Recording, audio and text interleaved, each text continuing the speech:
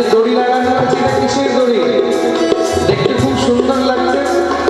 মা যশোমতী বলছে, জানো এটা কিসের পাল্লা? ও রাতের জড়তে আলো বানিও পালে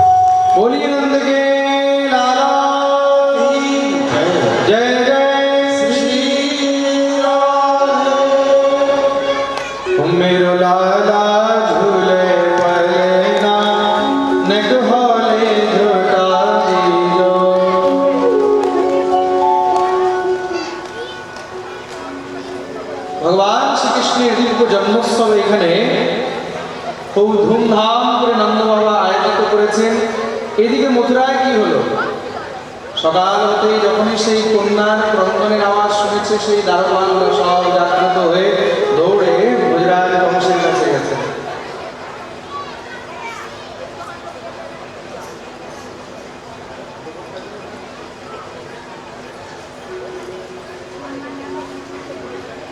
আমাদের মধ্যে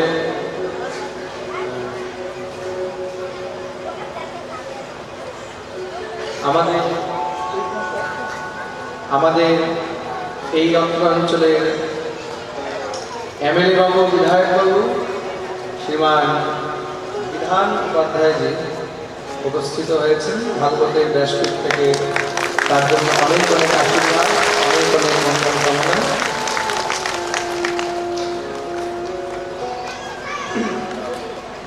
এখানে এক এক করে অনেক আমাদের অতিথিদের আসা হচ্ছে, আর মনে হয় কালকে আমাদের আরেকজন এখানকার বিধায়ক তাপস বাবু আসতে পারে। আজকে আমরা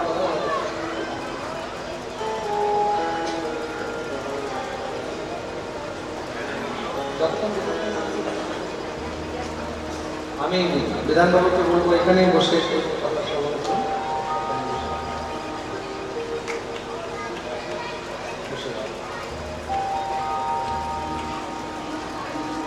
সকাল হতেই সমস্ত সব দ্বারপালরা যখন জানতে পেরেছে,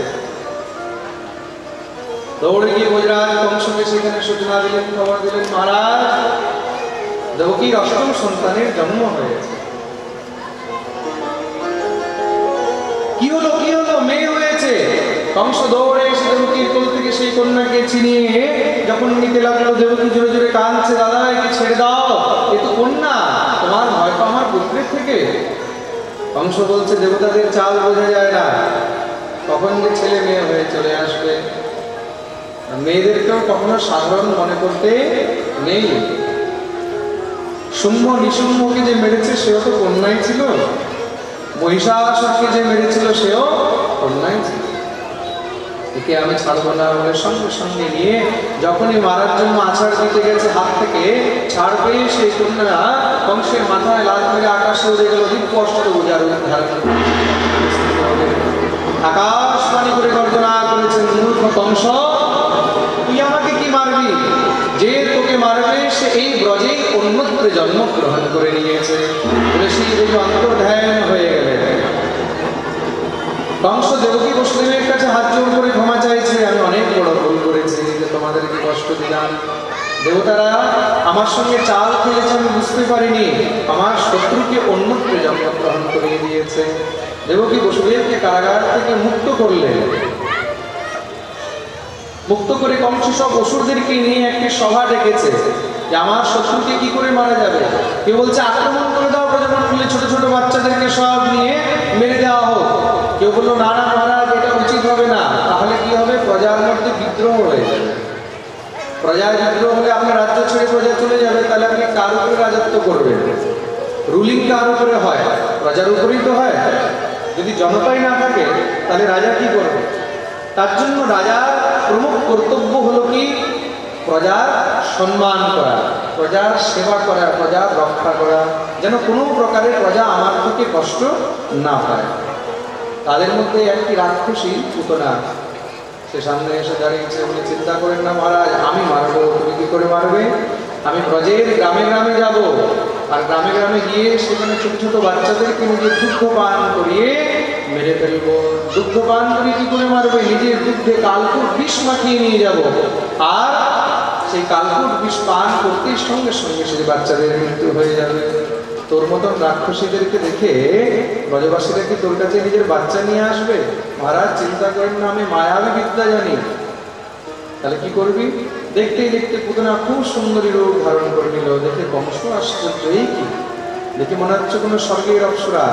কংস বুঝে গেছে নিশ্চয়ই এ আমার কাজ করতে পারবে। পুতনাকে পাঠালেন। कंसेन प्रहिता घोरा पूतना बालभाति शिशोश्चचार निघ्नन्ति पुरग्राम प्रजादिषु। পুতনা আমাদের গ্রামে গ্রামে গিয়ে সেখানে ছোট ছোট বাচ্চাদেরকে মারা শুরু করেছে। এদিক দিয়ে নন্দ বাবা গেছেন কোথায়? ব্রজরাজ কংসের কাছে কর দিতে। কর মানে ট্যাক্স। বিশাল বড় উৎসব করেছে, কোটি কোটি টাকা খরচ হয়েছে। তুমি কোটি কোটি টাকা খুব খরচ করো নিজের ছেলের বিয়েতে, ছেলের জন্মদিনে, মেয়ে বিয়েতে, কিন্তু সরকারকে তো হিসাব দিতে হবে। এত পয়সা আসলো কোথা থেকে? সরকার তো হিসাব নেবেই। তার জন্য আগে গিয়ে ট্যাক্স জমা করে দেওয়া হচ্ছে। নন্দ বাবা বিচার করলেন, আচ্ছা এই কর প্রণালী কিন্তু আজকের নয়, এটা কিন্তু সৃষ্টির থেকেই চলছে। সমস্ত সমাজ রাজ্য সঞ্চালন কর দিয়েই হয় একমাত্র। কর নিয়ে গেছে নন্দ বাবার, সেখানে যখন কংসের কাছে উপস্থিত হলেন, সেই সব দেখে কংস এত আনন্দিত হয়েছে। নন্দরায়, আমার জন্য এত কর নিয়ে এসেছো, কি হয়েছে? বলে, আমার ঘরে ছেলে হয়েছে। কংস আশীর্বাদ দিচ্ছে, যুগ যুগ তোমার ছেলে যেন বেঁচে থাকো। মামার আশীর্বাদ ভাগনা পেয়ে গেল। মামার আশীর্বাদ তো बहुत কাজে না। প্রেম সে বলো রাধে রাধে। अरे बोलो ना, बोलो ना, बोलो ना, और जोर से, और जोर से, और हाथ ऊपर करके जय जय श्री राम।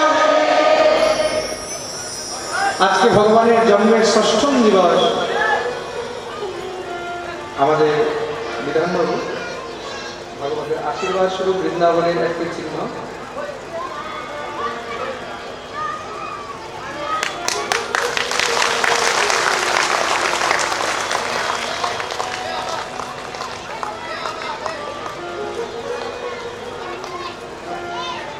পুতনা এসে উপস্থিত হলো ঘুরতে ঘুরতে গোকুলে।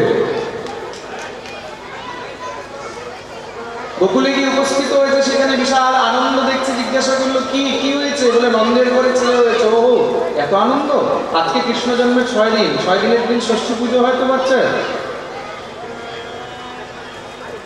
পুতনা চলে গেছে নন্দমহলের ভিতরে। এত সুন্দর সেই পুতনাকে দেখতে সবাই দেখে আশ্চর্য। ষষ্ঠী পুজোর তৈয়ারি চলছে।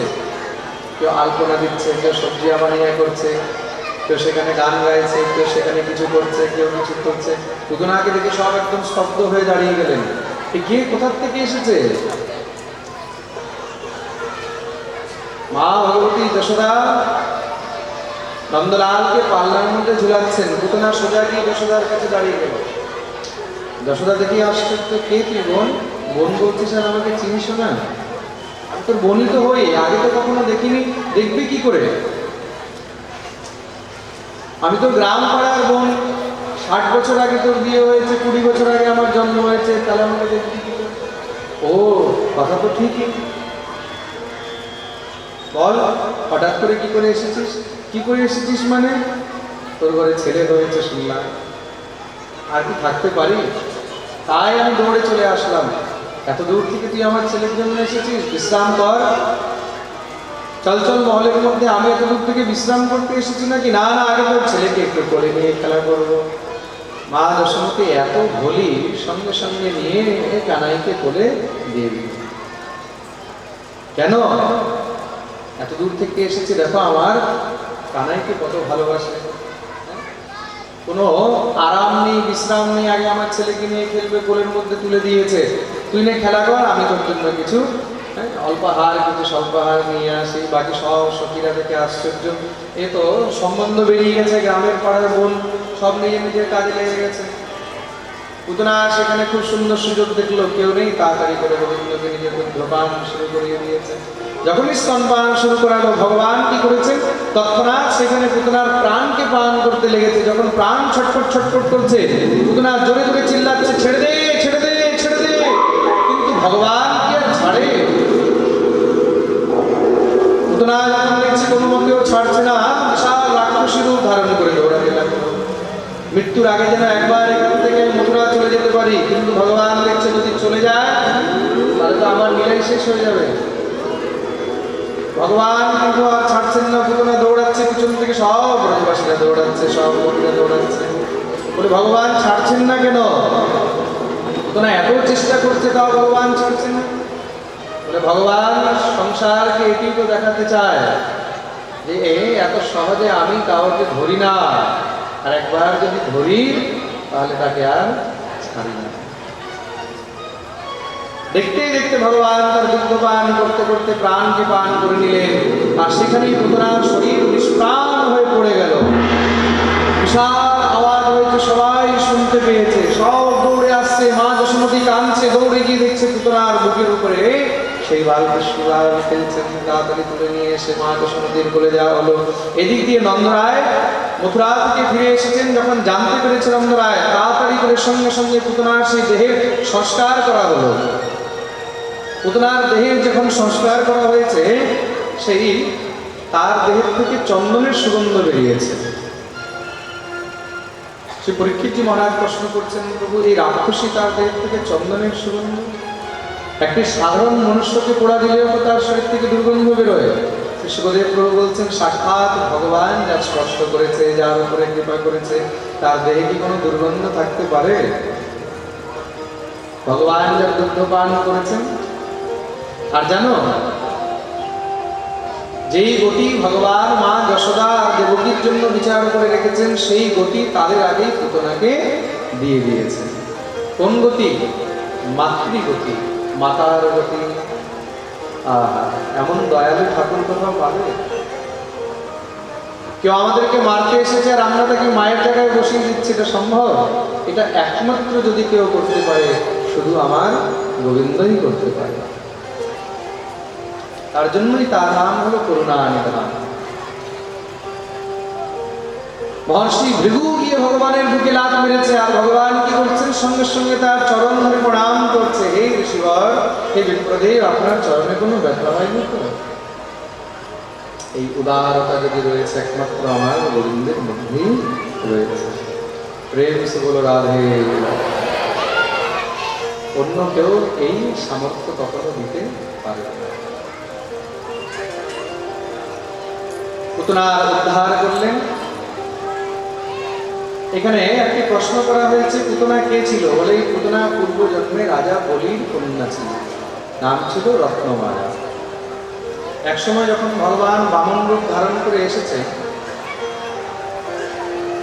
সেই বামন ভগবানকে দেখে তখন পুতনা খুব আনন্দিত হলো, মনে মনে ভাবছে, ইস, যদি এটা আমার সন্তান হতো, যদি আমার ছেলে হতো, তাহলে তাকে আমি নিজের দুগ্ধ পান করাতাম, স্তন পান করাতাম। ভগবান তার মনের ভাব দেখে মনে মনেই তাকে কথা দিয়ে দিলেন, যা তোর এই ইচ্ছা অবশ্যই পূর্ণ হবে। আর ভগবান যখন রাজা বলির সর্বস্ব হরণ করে নিলেন, তখন সেই পুতনা মনে মনে ভাবছে, যদি এটা আমার সন্তান হতো, যদি এটা আমার ছেলে হতো, কিছু ভলেন্টিয়ার ওইদিকে থাকতে হবে।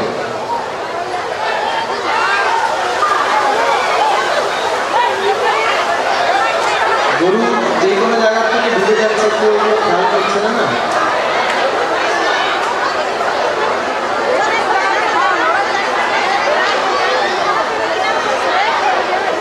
তাও আগে একটা ডান্ডা পর্যন্ত নেই তারা।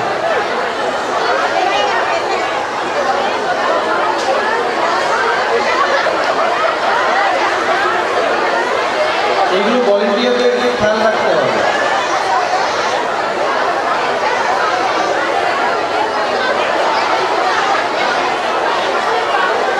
বসে যান, বেরিয়ে গেছে, সবাই নিজের নিজের জায়গায় বসে যান, কোনো চিন্তা নেই।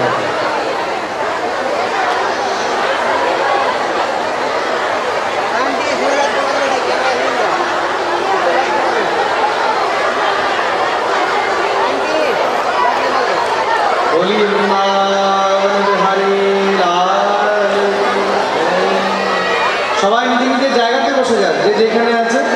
বেরিয়ে গেছে, আর নেই, আর চিন্তা নেই।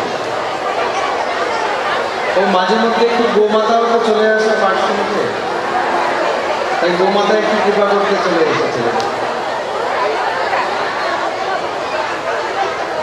একদম কথা বলবেন না।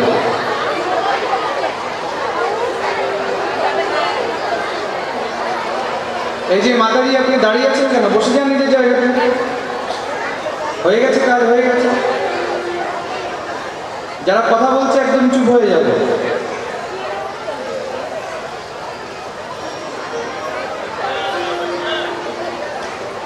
বলিয়ে গৌ মাতা কি। গো মাতা ছিল কোনো অসুবিধা ছিল না, কিন্তু সঙ্গে যে ষাঁড় বাবা ঢুকেছে ওটাই ডিস্টার্ব করেছে, সমস্যাটা ওইটাই শুরু করেছে। মায়েরা কখনো ডিস্টার্ব করে না, সে বলো রাধে রাধে, বলো না,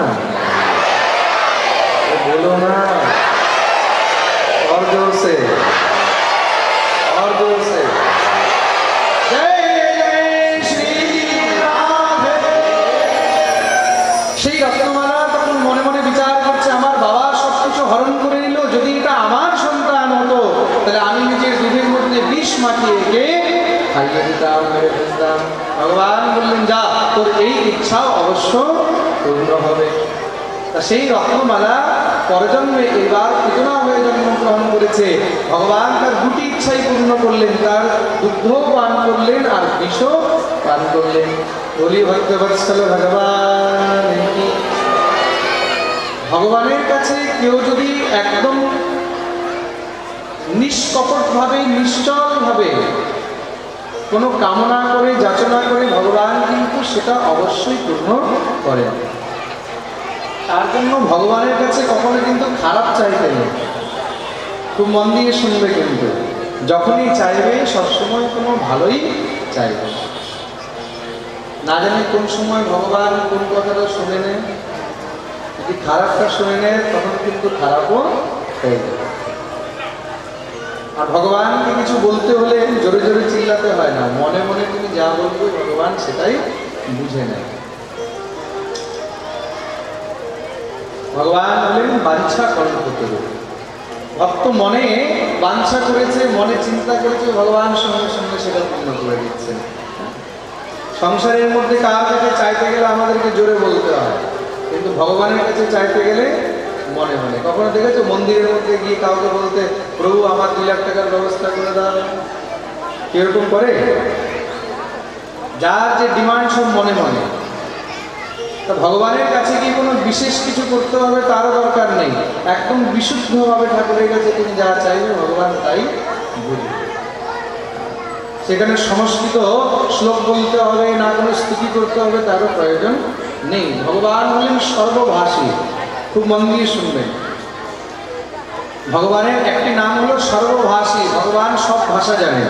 কেন? প্রত্যেকটি ভাষা তো তার থেকেই সৃষ্টি হয়। ভগবানের সামনে তুমি বাংলায় বলো, হিন্দি বলো, পাঞ্জাবি বলো, গুজরাটি বলো, মারাঠি বলো, ভগবানের জন্য সবই এক। যদি ভগবান সর্বভাষী না হতো তাহলে সাউথ ইন্ডিয়ান, দক্ষিণ ভারতীয়রা যে বলে কন্নড়ে কন্নড়ে মেন্নড়ে, ভগবান ভগবান। আর চাইনিজরা যদি ভগবানের কাছে কিছু চায়, চিংচং পং পাং, ভগবান তো তাও বুঝছে, বুঝছে কিনা? সব ভাষা জানে। ভগবান হলেন সর্বভাষী। তার জন্য ভগবানের সামনে শুধু নিষ্কাম ভাব চাই, নিশ্চল ভাব চাই। যা মন থেকে চাইবে ভগবান সেটা অবশ্যই পূর্ণ করবে। পুতনা মন থেকে চেয়েছে আমি যেন দুগ্ধ পান করাতে পারি, সেটাও পূর্ণ হলো। আর চেয়েছে যেন বিষ পান করাতে পারি, সেটাও পূর্ণ হলো। বলি ভক্তবৎসল ভগবান। পুতনার উদ্ধার করলেন। কংস আরেকটি অসুর পাঠিয়েছে, নাম হলো তৃণাবর্ত। ভগবান তারও উদ্ধার করলেন। আরেকটি অসুর পাঠালেন, তার নাম হলো সপটাসুর। ভগবান তারও উদ্ধার করলেন। এদিকে কৈলাস থেকে ভোলেনাথ এসেছে দর্শন করার জন্য। নন্দ বাবার দ্বারে এসে ভোলেনাথ দাঁড়িয়ে রয়েছে, জোরে জোরে ডমরু বাজানো শুরু করেছে। ভিতর থেকে দাসী দৌড়ে এসেছে। হ্যাঁ বাবা, কাজ चाहिए? हमको तो यशोदा से मिलना है, नंदरानी से मिलना है। दौड़े गए माँ यशोमतीर काছে। हे नंदरानी, एक डमरू वाला बाबा आया है। सखी, डमरू वाला बाबा आया है तो कुछ भिक्षा दे दे। भिक्षा दे देगी तो वो चला जाएगा। वो डमरू वाला बाबा तो आपसे मिलने की बात करे।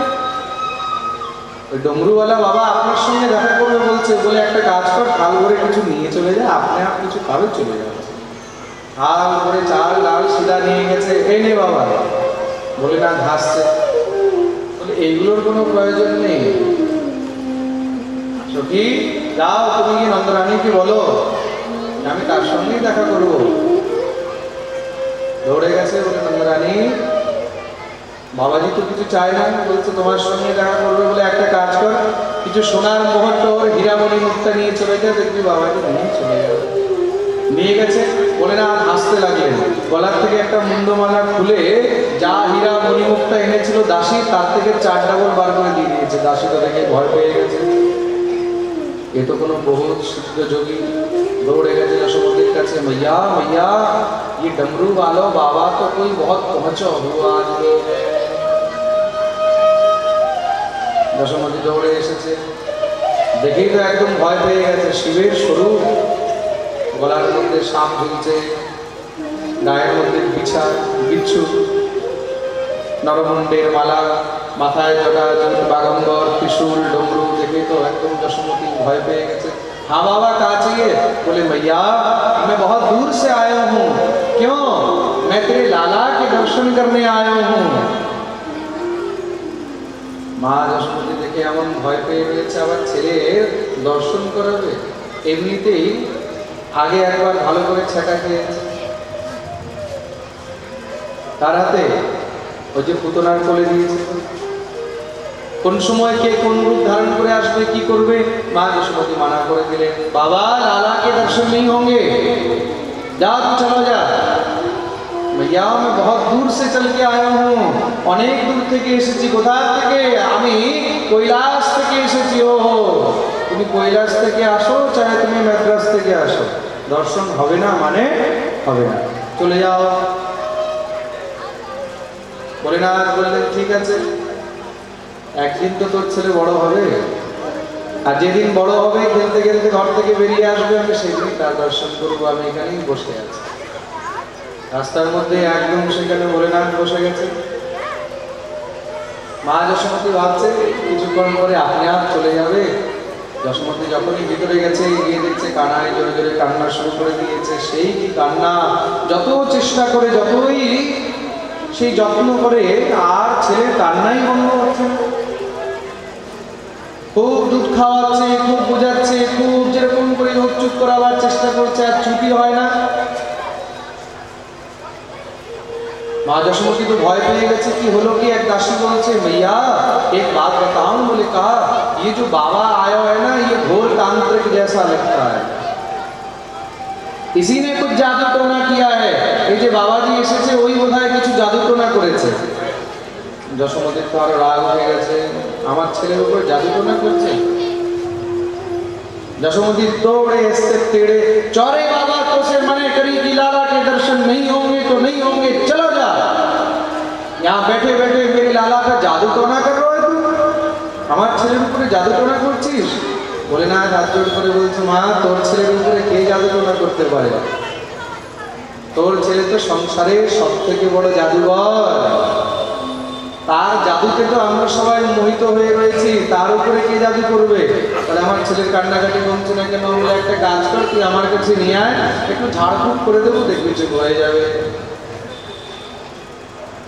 সন্তানের জন্য মা কি না করতে পারে? যেই মা দর্শন করাতে চাচ্ছিল না, সঙ্গে সঙ্গে দৌড়ে গিয়ে কানাইকে নিয়ে এসছে কোলে করে। নেই বাবা, কিছু ঝাড়ফুঁক করে দে তাড়াতাড়ি করে। বলে না, একটুখানি ওম ওম ওম করে তখনই খুব বেড়েছে। সামনে গোবিন্দকে পেয়েছে ভোলেনাথ, আর আমার ঠাকুর যখন ভোলেনাথকে দেখেছে, দেখেই গোবিন্দ একদম খিলখিল খিলখিল করে হাসতে লেগে গেছে। যশোদা দেখে খুব খুশি হচ্ছে, আমার ছেলের কান্না তো বন্ধ হলো। আচ্ছা বাবাজি, এখন তো হয়েছে। বলে মা, দর্শন তো হলো, একটু স্পর্শ যদি হয় তাহলে আমি কৃতার্থ হয়ে যাব, একটু চরণ স্পর্শটা করিয়ে দে। যশোমতি বলছে, দেখ বাবা, স্পর্শ টর্শ করিস না, ছোট বাচ্চা আমার। বলে একবার একটু চরণটা স্পর্শ করতে দে না মা। দেখ, চরণ স্পর্শ হবে না বাবা, এখন আমাকে যেতে দে। বলে মা যশোমতি যখনই নিয়ে ফিরছে, কানাই আবার জোরে জোরে কান্না শুরু। আবার মা ফিরে এসেছে, দেখ বাবা আবার কাঁদতে শুরু করে দিয়েছে। বলে মা, একবার চরণটা আমাকে স্পর্শ করতে দে, তোর ছেলে আর জীবনে কোনোদিন কাঁদবে না। অনন্ত কোটি ব্রহ্মাণ্ডের নায়ক ভগবান শ্রী হরি সাক্ষাৎ বিরাট পুরুষ, যার এক একটি রোমের মধ্যে ব্রহ্মাণ্ড বিরাজমান রয়েছে। তাহলে তার সে চরণ কত বিশাল! পাতাল মেতস্য হি পাদমূলম। দ্বিতীয় স্কন্ধে ভগবানের দিব্য বিরাট স্বরূপের বর্ণনে বলছেন ভগবানের চরণ কত বিশাল। সেই বিশাল চরণ তো কেউ ধরতে পারে না, সেই চরণগুলো আজকে ছোট ছোট হয়ে এসেছে। তা কেনা চাইবে সেই চরণগুলো একবার মাথায় দিয়ে? মা যশোমতী যখনই চরণগুলো এগিয়ে দিয়েছে, বলে না চরণ দুটি ধরে মাথায় লাগিয়েছে, লাগাতেই আমার ঠাকুর জোরে জোরে হাসতে লেগে গেছে। মা যশোমতী খুব প্রসন্ন হচ্ছে দেখে। যশোদা বলছে, বাবা মনে হয় আমার ছেলের মধ্যে আর তোর মধ্যে কোনো বিশেষ সম্বন্ধ রয়েছে। হয়তো আমার ছেলে তোর পাক্কা ভক্ত বা তুই আমার ছেলের পাক্কা ভক্ত। বলে না, বলছে তোমার ছেলে নয়, আমি তোমার ছেলের পাক্কা ভক্ত। তাহলে একটা কাজ কর বাবা, কি বলে, আর তুই বাইরে কোথাও যাস না, তোর জন্য আমি এখানে খুব সুন্দর ঘর বানিয়ে দিচ্ছি, তুই এখানেই থাক। তুই থাকলে আর আমার চিন্তা হবে না।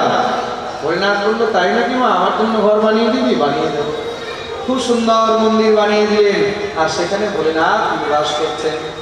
মা যশোদার নঙ্গের সব চিন্তা হরণ করলেন, তাই মহাদেবের নাম হলো চিন্তাহরণ। বলি চিন্তাহরণ মহাদেব কি। আর আজও গোকুলের মধ্যে মহাদেব চিন্তাহরণ রূপে বিরাজমান রয়েছে। আপনারা যখন ব্রজচূড়াশিখর দর্শন করবেন তখন সেখানে গোকুল যেতে চিন্তাহরণ মহাদেবেরও দর্শন পাবেন। খুব সুন্দর দর্শন। মহাদেব এখানে মা যশোমতীকে আশীর্বাদ করছে। রানী তেরো চিরজীবে গোপাল, রানী তেরো চিরজীবে গোপাল, রানী তেরো চিরজীবে গোপাল, ও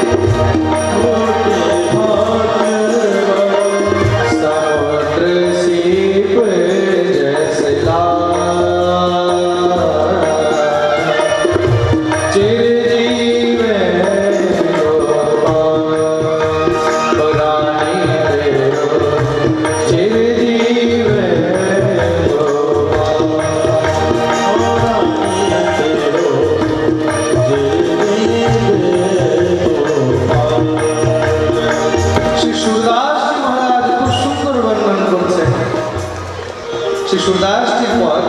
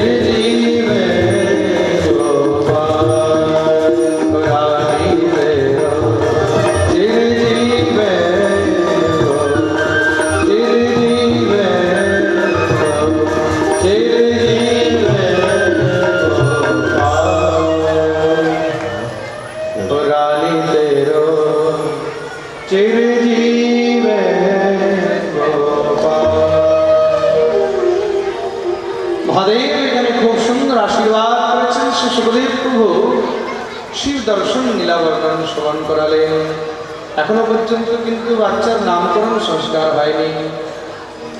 নন্দ বাবা গেছেন মথুরায়, বসুদেবের সঙ্গে দেখা হলো। বসুদেব জিজ্ঞাসা করলেন, নন্দরায় বাচ্চাগুলোর নাম কি রেখেছো? নামটা এখনো রাখাই হয়নি। সেই কি বাচ্চার জন্মের এখন 4 মাস চলছে। খুব মন দিয়ে শুনবেন, আমাদের ঘরে বাচ্চা যদি হয় কতদিনে নামকরণ করা হয়? হ্যাঁ, 10 দিন, 6 দিন, কোথাও আবার 10 দিন, কোথাও আবার 21 দিন, বেশি থেকে বেশি 27 দিন। বৈদিক গণনা অনুসারে যদি কোনো সন্তান মূল নক্ষত্রে জন্ম নেয় তাহলে বেশি থেকে বেশি 27 দিন পর্যন্ত নামকরণ করে নেওয়া উচিত। অন্যথা নামকরণের বিধি হলো 21 দিন। তো মন দিয়ে শুনবে। আর বাকি ষষ্ঠী পুজোর দিন, 6 দিনের দিন যার যেরকম মন হয় তারা সেইভাবে নাম রেখে নেয়। ষষ্ঠী পুজোর মধ্যে ভগবানের নাম কিন্তু অনেক রাখা হয়ে গেছে, কিন্তু বিধিবৎ এখনো নামকরণ করা হয়নি যে পুরোহিতকে ডেকে নামকরণ করবে। এখন অসময়ে নামকরণ হচ্ছে, তার জন্য গুপ্তভাবে নামকরণ শুরু করা হলো। কোথায়? গোশালার মধ্যে বসে যদুবংশীদের আচার্য গর্গাচার্য মুনিকে ডাকা হয়েছে। গর্গাচার্য মুনি এসে নামকরণ আরম্ভ করলেন। সব থেকে আগে বড় ছেলের নামকরণ করছে, খুব মন দিয়ে শুনলেন। কি নাম রাখা হয়েছে? অয়ম হীরো হিরিপুত্র রময় সুহৃদো গুণৈ আখ্যাস্যতে রাম ইতি বলাবলম বিদুঃ। নন্দরায়, এই যে তোমার বড় ছেলে রয়েছে রোহিণী নন্দন, এই রোহিণী নন্দন বহুত বলবান হবে আর রামের মতন একদম ধীর হবে, গম্ভীর হবে, তার জন্য তার নাম বলরাম হবে। বলি বলরাম জি মহারাজ কি। আর এই ছোট জন, এই ছোট জন প্রত্যেক যুগে যুগে আলাদা আলাদা রূপে অবতীর্ণ হয়। आसन वर्णास्तयोरश्वगण्वतो युगं तनुः शुक्लो रक्तस्तथा पीतो इदानीं कृष्णतां गतः। আলাদা আলাদা যুগে আলাদা আলাদা রূপ ধারণ করে জন্ম নেয়। কখনো সাদা হয়ে আসে, কখনো লাল হয়ে আসে, কখনো হলুদ হয়ে আসে, এবারে কালো হয়ে এসেছে, তার জন্য এর নাম হবে কৃষ্ণ। ইদানীং কৃষ্ণতাম গতঃ। বলিয়ে কৃষ্ণচন্দ্র ভগবান কি। তো ভগবান সাদা হয়ে কখন এসেছিলেন? ভগবানের সাদা রং কোনটা? এত পাঠ শোনো, বছরে 5টা-6টা পাঠ হয় এখানে সিঙ্গেল এরিয়াতে। ভগবানের সাদা রং কোনটা?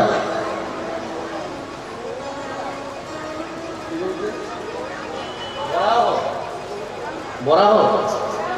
খুব সুন্দর। ভগবানের বরাহ অবতার সাদা রঙ, তার জন্য বলা হয়েছে শ্বেত বরাহ। তার জন্য খুব মন দিয়ে পাঠ শুনতে হয়। কালকে মন্বন্তর বিভাগের মধ্যে আমি কিন্তু এটা বলেছিলাম, এক পাকের মধ্যে যে বরাহ অবতার দুইবার হয়েছিল, একবার নীল বরাহ, একবার শ্বেত বরাহ। বলি বরাহ ভগবান। আর ভগবান বিষ্ণুর রং কিরকম? নীল। আর नीली तो कंफर्म, पक्का, लॉक कर दिया जाए। आपका जवाब बिल्कुल गलत। बोले महाराज टीवी सीरियले तो আমরা এই দেখেছি নীল। সব জিনিস তো সিরিয়াল দেখলে হবে না বাবা, সিরিয়ালের মধ্যে অনেক ভেজাল থাকে। বাস্তবে বিষ্ণুর রং কি সবাই মন দিয়ে শুনে নেবেন আজকে। শুক্লাম্বরধরম বিষ্ণু शशिवर्णं चतुर्भुजं प्रसन्नवदनं ध्यायेत् सर्वविघ्नोपशान्तये। শুক্লাম্বরধরম বিষ্ণু, একদম শুক্ল অম্বর মানে সাদা মেঘের মতন, ধবধবে সাদা। ভগবান বিষ্ণুকে দেখতে কিরকম? ধবধবে সাদা। বিষ্ণুর রং কিন্তু কোথাও নীল নেই। খুব মন দিয়ে শুনবেন। বলে মহারাজ তা বিষ্ণু যে নীল দেখায়, টিভি সিরিয়ালের মধ্যে অনেক কিছু আলতু ফালতু দেখায়, ওগুলোর উপরে কখনো বিশ্বাস করতে নেই। ভগবান শিবকেও এরকম দেখায়, শিবকেও তো দেখায় এরকম কালো দেখাচ্ছে, হ্যাঁ ময়লা দেখাচ্ছে, এরকমই তো দেখাচ্ছে শিবকে। নীল দেখাচ্ছে, শ্যামবর্ণ দেখাচ্ছে, কিন্তু আসলে শিবের রং কিরকম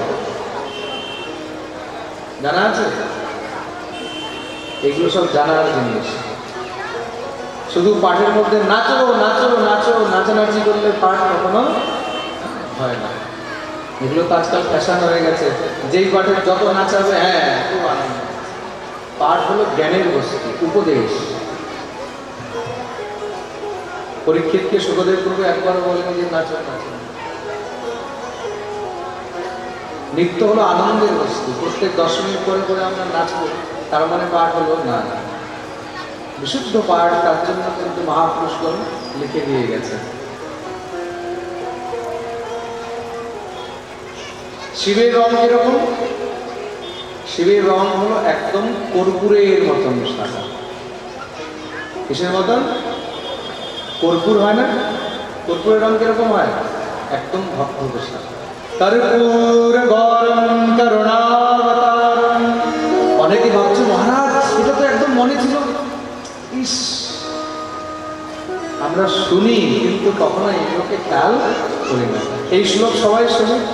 কর্পূর গরম করুণাবতারম সংসার সারম ভুজগেন্দ্রহারম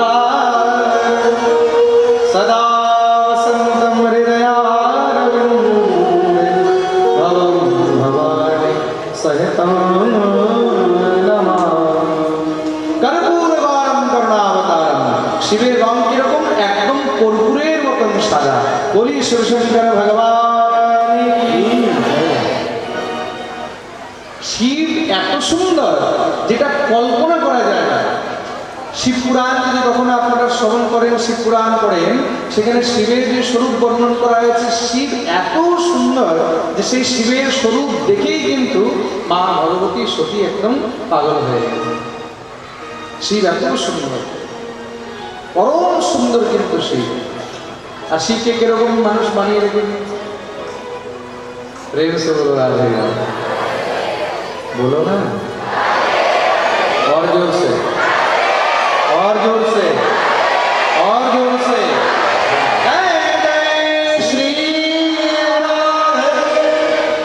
মা যশোমতী বলছে কৃষ্ণ নাম ছাড়া আর কিছু হতে পারবে না। বলছে অনেক নাম হবে। বহুনি সন্তি নামানি রূপাণি চ সুদশ্যতে গুণকর্মান রূপাণি তান্যহম বেদনো জনা।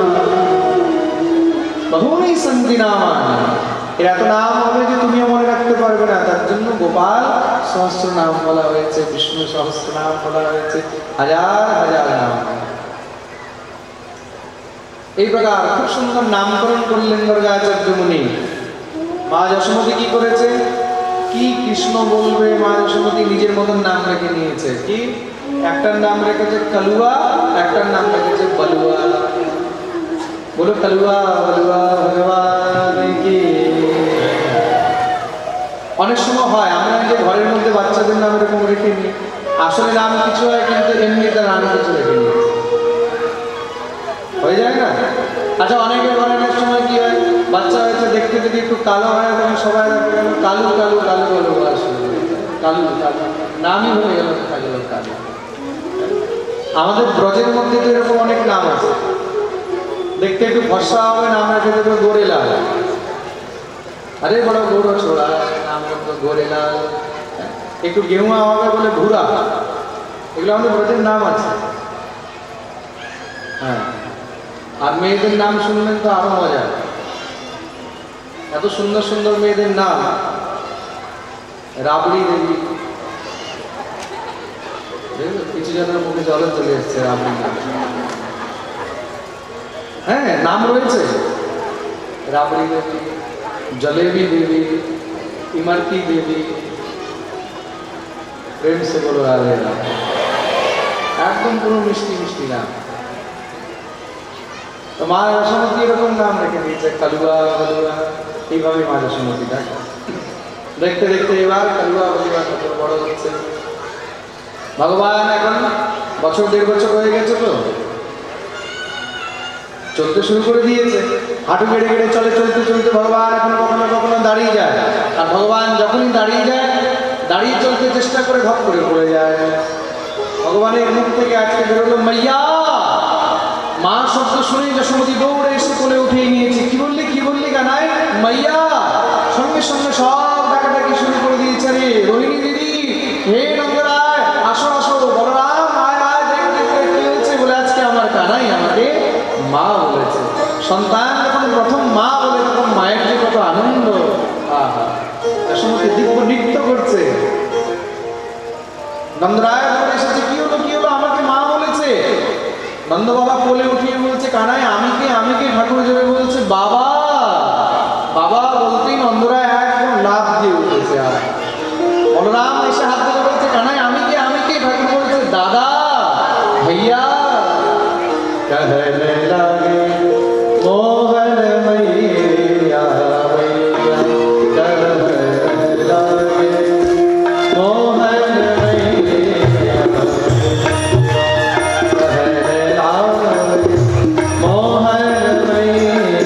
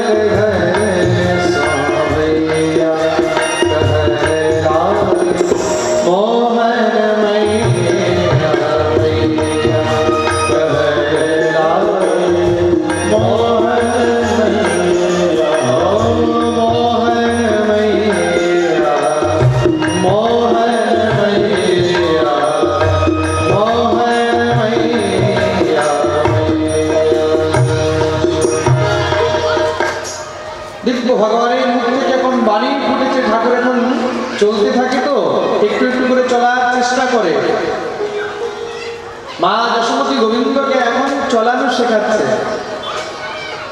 ঠাকুর এখন চলতে শুরু করে দিয়েছে, এদিক ওদিক যায়। তা মা যশোমতী কি করেছে, সঙ্গে সঙ্গে গোপালের পায়ের মধ্যে নুপুর বেঁধে দিয়েছে। কেন, যেখানেই যাবে সেখানে একটু সারা শব্দ শোনা যাবে, জানা যাবে ছেলে কোন দিকে গেল, নুপুরের ধ্বনিটা যেন শুনতে পায়। ঠাকুর ঠিক মতন যখন চলতে পারে না, মা যশোমতী নিজের পায়ের উপরে গোপালকে দাঁড় করিয়ে নেয়, দুটি পায়ের উপরে দাঁড় করে এবার আস্তে আস্তে চলা শেখাচ্ছে। আর নুপুরগুলো রুমঝুনে ধরে করে বাজছে। সুরদাস সেই সুন্দর দৃশ্যে দর্শন করছেন।